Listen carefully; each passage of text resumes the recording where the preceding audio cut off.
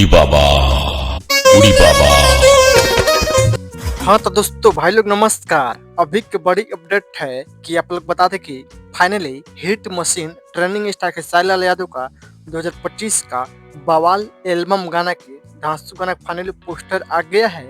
इसी वीडियो में इसी गाना की जानकारी 10 मिनट में किस चैनल पर कब लॉन्च किया जाएगा। और जो भाई लोग चैनल सब्सक्राइब नहीं किया तो प्लीज चैनल सब्सक्राइब कर ले, सबसे पहले ऐसा सब भोजपुरी लेटेस्ट अपडेट कर जाने के लिए। जी बोल बता दें फाइनली खेसारी गाना का टाइटल है गजब डोले। गजब डोले इस सॉन्ग को गाए हैं यानी कि hit machine trending star Khesari Yadav और प्रियंका सिंह ने गाना गाया। डोट गाना होने वाला है। यह गाना भोजपुरिया फैंस का खूब जोरदार प्यार मिलेगा। गाना आते हुए बवाल धमाल मचा कर रख देगा क्योंकि इस गीत को लिखे हैं गजब डोले यानी कि राइटर अभिषेक भोजपुरिया। और इस गाना म्यूजिक संगीत का बात करें तो म्यूजिक दिया है जय गौरदेवा। म्यूजिक संगीत चाहे बहुत कमाल का बवाल गाना होने वाला 2025 का एल्बम गाना पोस्टर देख से ही पता चला बवाल गाना होने वाला है। आप लोग मेरा स्क्रीन पर पोस्टर देख रहे हो, जबरदस्त कमाल का पोस्टर डिजाइन किया गया है।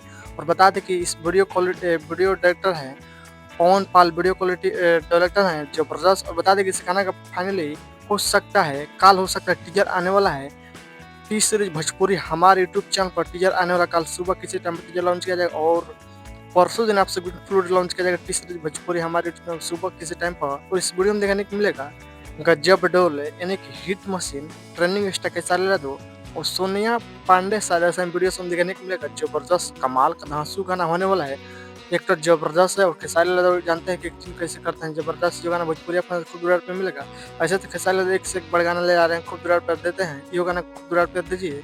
2025 का लगन स्पेशल गाना होने वाला है गजब डोले। आप देखिए खेसारी यादव अपडेट वीडियो को लाइक चैनल सब्सक्राइब दोस्तों धन्यवाद।